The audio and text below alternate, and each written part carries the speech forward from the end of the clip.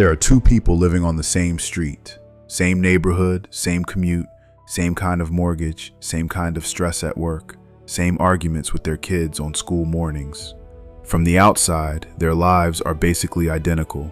But here's the thing, one of them is miserable, not dramatically, just carrying this low-grade heaviness through the day, always slightly behind, always slightly dissatisfied, always feeling like real life is somehow just around the corner once everything settles down.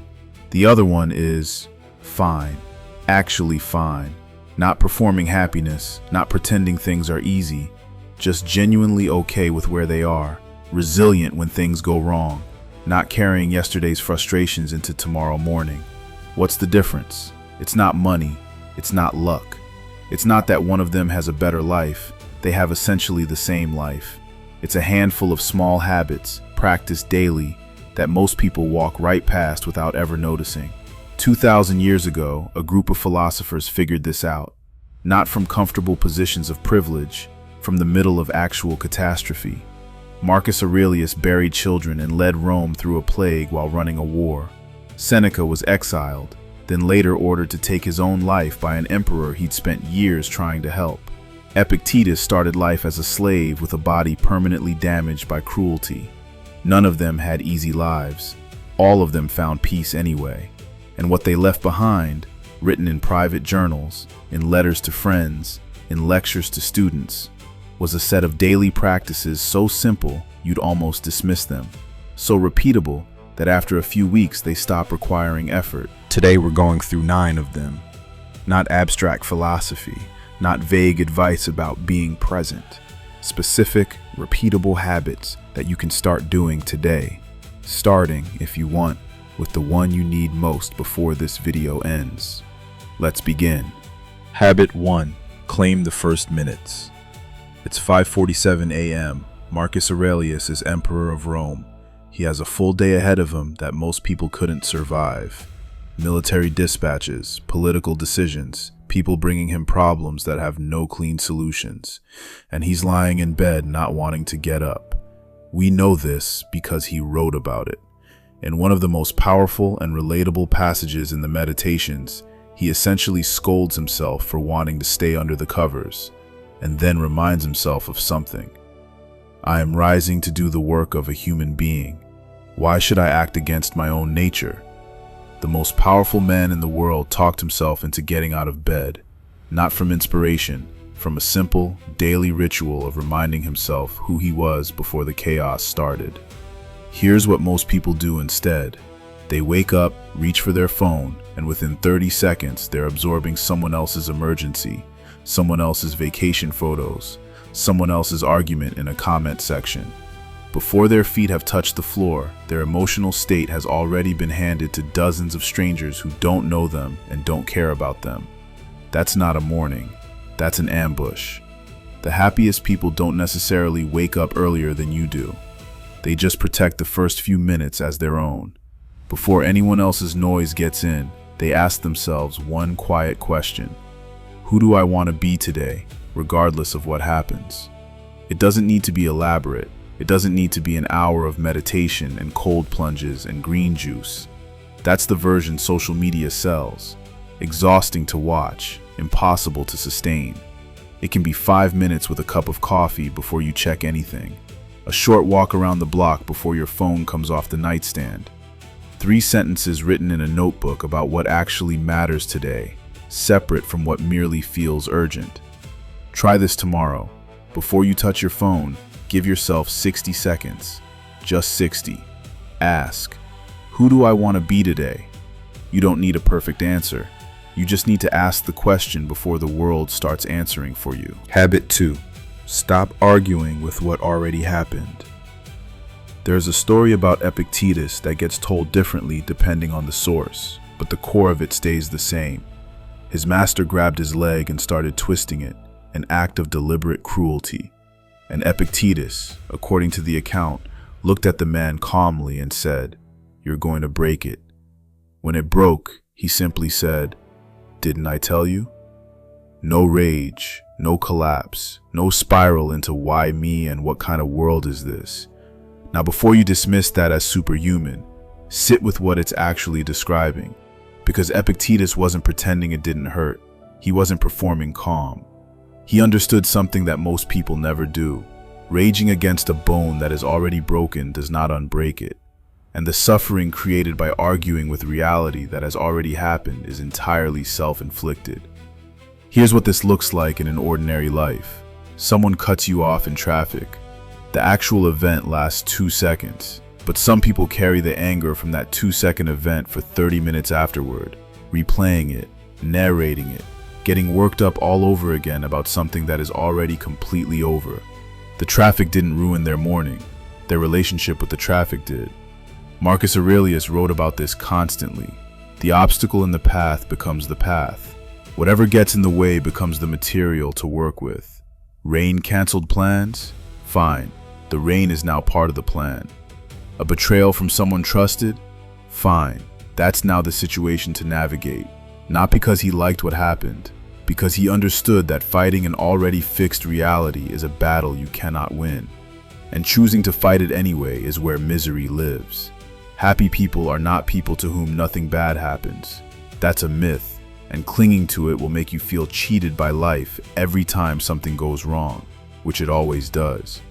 Happy people are people who have trained themselves to ask a different first question. Not, why is this happening to me?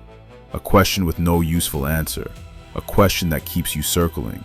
Instead, given that this has happened, what's the most useful thing I can do right now? Same situation, completely different trajectory. Try this week. The next time something goes wrong, lose something, get let down, have a plan fall apart, let yourself feel it for 60 seconds. Really feel it. Stoicism was never about suppressing emotion. It was about not being permanently run by it. Feel it fully for a minute, then ask, what now? You'll be shocked how much energy that question gives back. Habit 3. Draw the line between yours and not yours. Epictetus opens his handbook for living, the Enchiridion, with what might be the most useful sentence ever written for reducing anxiety. Some things are within our control, some things are not. That's it. 2 categories. Everything falls into one of them. Within your control, your thoughts, your choices, your effort, your response to what happens. Outside your control, what other people think of you, whether they like you, the outcome of events you've already done your best on, what someone said in a meeting last Tuesday, what your kids will choose to do with their lives in 15 years. Here's the honest question. How much of your mental energy on a typical day goes toward the second category? The coworker whose opinion you're not sure about, the message you sent 3 days ago that hasn't been answered, the comments someone made at dinner last week that you keep replaying, the economy, the news, the conversation you had that went sideways and you've now mentally rehearsed 16 better versions of. All real, all almost entirely outside your control, and all quietly draining energy that could be doing something useful. The happiest people aren't people who've stopped caring about these things. They've just gotten ruthlessly honest about where the line sits. They pour everything they have into the part that's genuinely theirs, the preparation, the effort, the showing up, the quality of what they bring, and they release their grip the moment their part ends. There's a practical version of this that's easy to start. Every time you notice yourself spiraling, replaying a conversation, worrying about an outcome, obsessing over someone's reaction, ask one blunt question. Is this actually mine to control right now? If the answer is no, you're not being asked to stop caring. You're being asked to stop suffering over something your suffering cannot change. Because suffering over things you can't affect doesn't protect you from them. It just drains you for when you face the things you can actually do something about. Redirect that energy toward the next thing that is yours. Habit 4. Run an honest review before you sleep. Seneca had a friend named Lucilius, and in a series of letters written late in his life, Seneca described a habit he'd been practicing for years. Every night, before sleep, he'd lie in the dark and ask himself a set of honest questions. What bad habit did I resist today? Where did I fall short of who I'm trying to be? What went well and why? He wasn't looking for a perfect report. He was looking for an honest one. He specifically said to approach this like a friend reviewing your own conduct, not an enemy searching for ammunition. The goal isn't guilt. The goal is awareness. Here's why this habit matters more than it sounds. Most people carry a vague, low-grade feeling that their days are slipping past them. That time is passing, but not much is being learned or built. That feeling, even when people can't name it, sits underneath everything else and produces a quiet restlessness. A nightly review interrupts that. It forces you to notice, even on an unremarkable Tuesday, some evidence that you're growing. Some small proof that today wasn't wasted. It also does something else almost nobody mentions. It lets you actually close the day. Without a deliberate review, unresolved moments follow you into bed. That thing you said to your partner that came out wrong. The deadline you let slip. The 40 minutes you spent scrolling instead of doing the thing you said mattered to you. Without a review, these things replay themselves at 11 p.m., uninvited, while you're trying to sleep. With a review, you process them on your own terms for 5 minutes, and then you're actually allowed to put them down. 3 questions. That's all you need. What went well today, and why? Where did I fall short of who I want to be? And what's one specific thing, however small, that I'm genuinely grateful for from today? You don't need a leather journal. A notes app is fine. A scrap of paper is fine. What matters is the honesty, not the presentation. Habit 5. Rehearse the hard thing before it arrives. The Stoics called it premeditatio malorum, the premeditation of misfortunes. And it sounds, on the surface, like the exact opposite of everything positive thinking tells you to do. Before any important event, a difficult conversation, a presentation, a first date, a medical appointment, you spend a few minutes deliberately imagining what could go wrong, the realistic worst case, not the catastrophic, 1 in a million version, the worst version that could plausibly happen. Why would that make you happier? Because most anxiety isn't caused by difficulty itself. It's caused by difficulty arriving unrehearsed.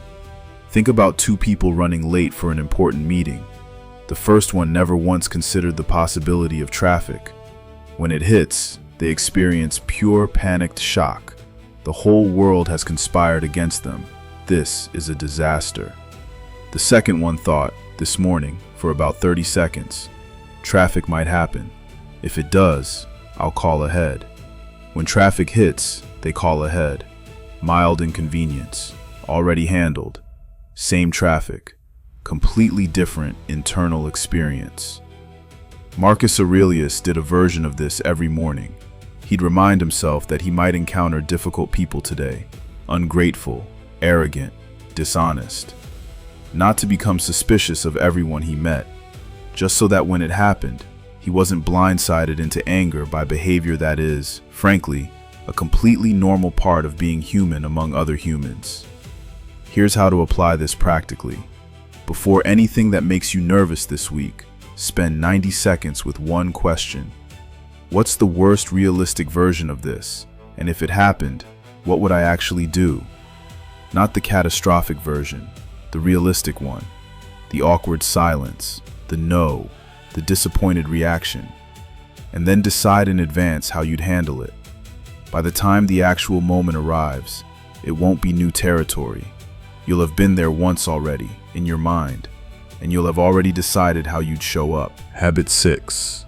Choose discomfort on purpose. Here's one that sounds strange until you understand the logic. Seneca was wealthy. By the later part of his life, he had access to more comfort than most people in Rome could imagine. And periodically, deliberately, he would set all of it aside. Roughest clothing, simplest food, hard, plain bed. Not because he was punishing himself. He wrote about exactly why he did it. He wanted to know, from direct experience, whether the things he feared losing were actually as terrifying as he feared.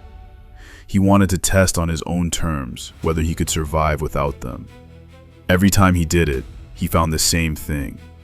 it wasn't nearly as bad as the fear of it.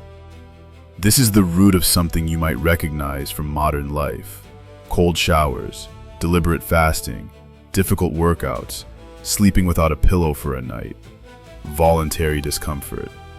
And the reason the happiest people build it in on purpose, instead of just avoiding all discomfort the way most of us are trained to, is this: unlimited comfort quietly makes people fragile.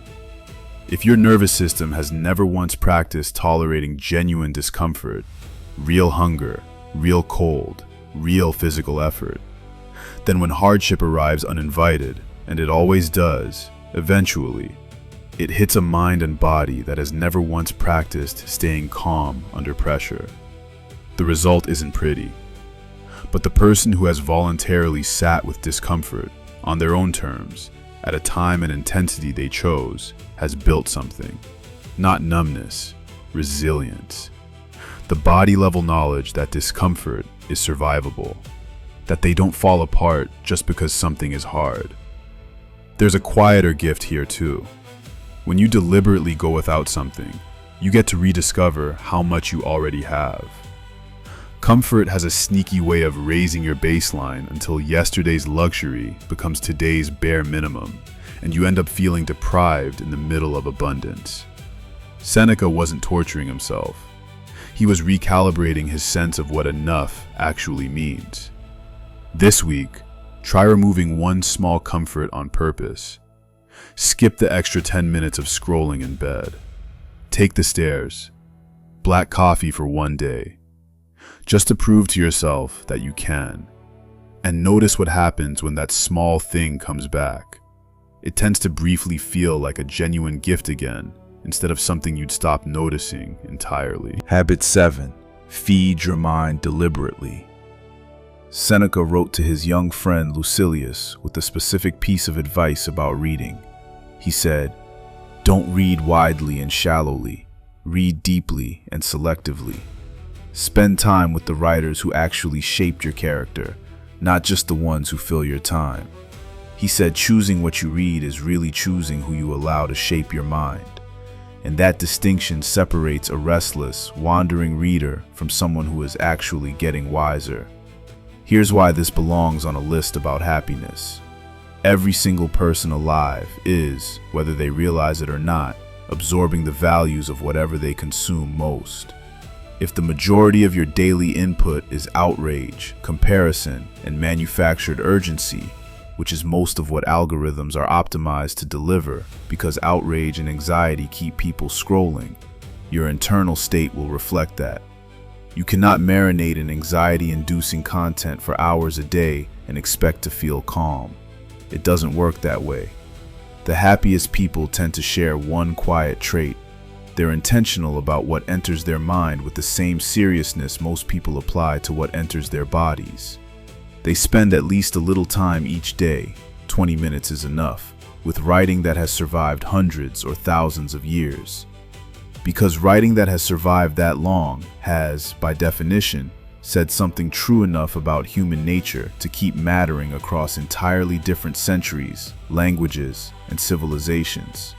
That's a different kind of nourishment than today's algorithmically optimized content, which is designed to matter for exactly one day before the next thing replaces it. This doesn't mean throwing your phone into the ocean. It means being deliberate. 20 minutes with a book that has outlasted its era does something that 20 minutes of scrolling cannot. It puts you in the company of someone who has already survived what you're currently going through. Whether that's grief, ambition, fear, failure, or just the very human search for meaning. Think of it as choosing your dinner guests.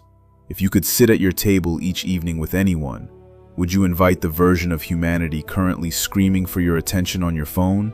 Outraged, comparing, exaggerating?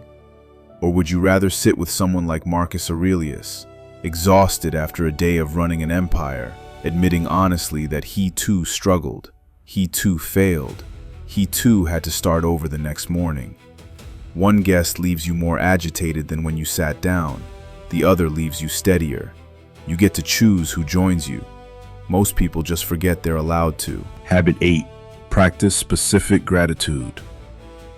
The Meditations opens in a way most people rush past. Before any philosophy, before any wisdom about how to live, Marcus Aurelius spent several pages just listing people, his grandfather, his mother, his teachers, one by one, naming specifically what each person gave him. Not, I'm grateful for my family, specific. From my grandfather I learned gentleness and the control of temper. From my mother, piety, generosity, simplicity of life. From my tutor, endurance of labor, to need little. Page after page of this, name after name, specific trait after specific trait. This is gratitude as a discipline, not waiting to feel grateful and then writing it down specifically enough that the feeling actually follows. Here's why specificity matters. Vague gratitude, the kind most people practice, loses its emotional power fast. When you write, I'm grateful for my family the same way every day for 2 weeks, your brain adapts to it the same way it adapts to anything repeated. The emotional response flatlines. But specific gratitude, I'm grateful that my friend called me at 11 p.m. on a Tuesday because she could tell something was off in my voice, forces your mind to actually relive the moment instead of just repeating a phrase, and that reliving keeps producing a real emotional response. Modern psychology has confirmed this almost precisely. Specific, detailed gratitude practices produce measurable improvements in well-being over time. Vague, repeated ones level off within a few weeks. Tonight, try this and be specific. Not, I'm grateful for my health. Instead, something like, I'm grateful that my body let me walk for an hour today without anything hurting, because 6 months ago that wasn't possible. That level of detail is what actually moves the needle. Vague gratitude is a habit that fades. Specific gratitude is a habit that compounds. Habit 9. Remember, you will die. This is the one that sounds darkest and turns out to be the most clarifying thing on this entire list. Roman generals during victory parades through the streets of Rome, at the height of their greatest triumph, crowds cheering, everything going right, would have a slave standing behind them in the chariot, whispering into their ear, remember, you are mortal. Not to ruin the moment, to keep it real, to prevent the general from becoming so drunk on the moment that he forgot what actually mattered. Marcus Aurelius returned to this idea constantly throughout the Meditations. He would remind himself, sometimes multiple times in a single day, that he could leave this life right now, and that this fact, rather than being a source of dread, should shape every choice he made about what he said, did, and thought while he still had time. Here's why this belongs on a list about happiness. Almost everything that quietly steals our peace depends on one hidden assumption we almost never examine, that we have unlimited time. The grudge we're still holding because there will always be time to let it go later. The apology we keep postponing. The conversation we need to have with someone we love, but keep finding reasons to delay. The trip, the phone call, the I love you that we'll get to eventually. The moment you genuinely sit with the fact that your time is not unlimited, not in a panicked way, but in a clear-eyed way, your priorities reorganize themselves almost immediately. The grudge suddenly looks smaller. The argument you've been keeping alive out of pride suddenly looks like an extraordinary waste of a limited resource.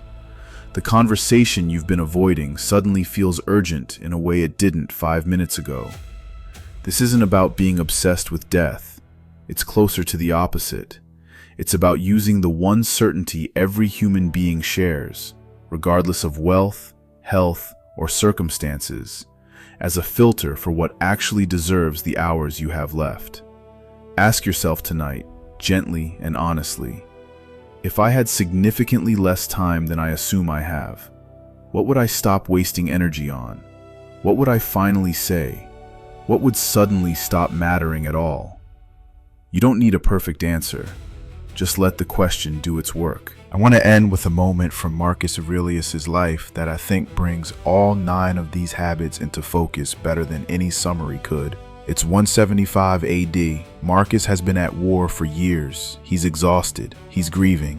Several of his children have died. And he receives news that one of his most trusted generals, a man named Avidius Cassius, has declared himself emperor and started a rebellion. A betrayal. from someone he trusted at the worst possible moment. By every historical standard, Marcus had every justification for rage, for a purge, for making an example of Cassius and everyone connected to him.